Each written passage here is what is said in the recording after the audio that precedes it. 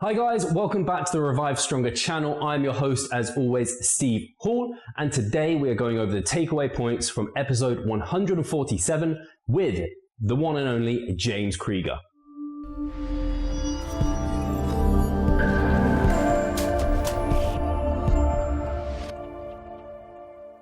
Takeaway point number one, which was kind of like what the podcast was all about, was that taking and purposefully putting high volume towards certain body parts can help them grow.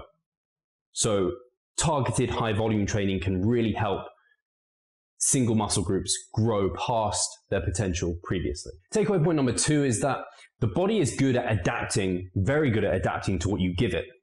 So it makes sense if you want to start working with high volumes to gradually taper up towards them rather than just shock it. Just chuck all the volume at the body. You're gonna see a better response by dosing it out gradually rather than just putting it all onto the body. The body is good at adapting to it, but over time, not in a one-shot kind of shotgun approach.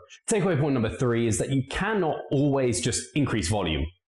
Okay, so you were at 10 sets, you moved up to 15 sets, you're at 20 sets.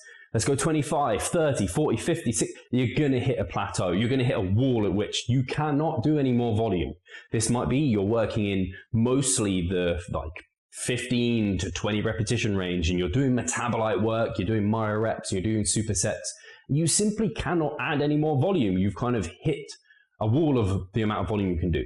So this brings about a good rationale why cycling between lower volumes and then moving towards higher volumes makes sense. Just like I said, you can acclimatize to high volume, but you kind of hit a wall, so you need to then resensitize by coming down to lower volumes for a period of time. This seems to make a lot of sense and rationale. Takeaway point number four is from some of James' work on weightology, which is his own research review.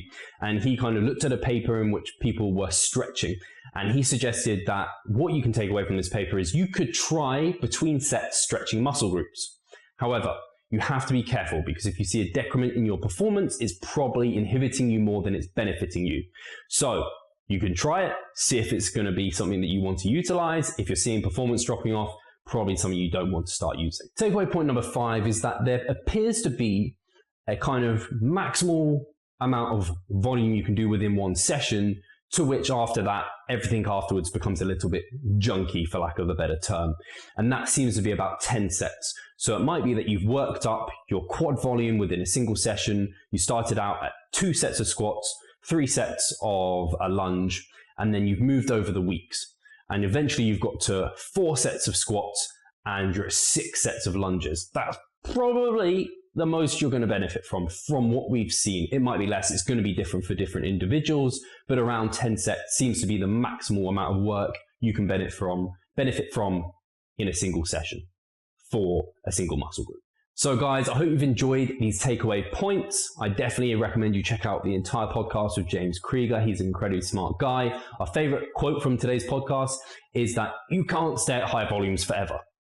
I'll repeat that. You cannot stay at high volume training forever. You're gonna have to cut it back at some point. So guys, thank you as always. Give us a like, give us a subscribe, share this channel with anyone you think might like it. Take care and revive stronger.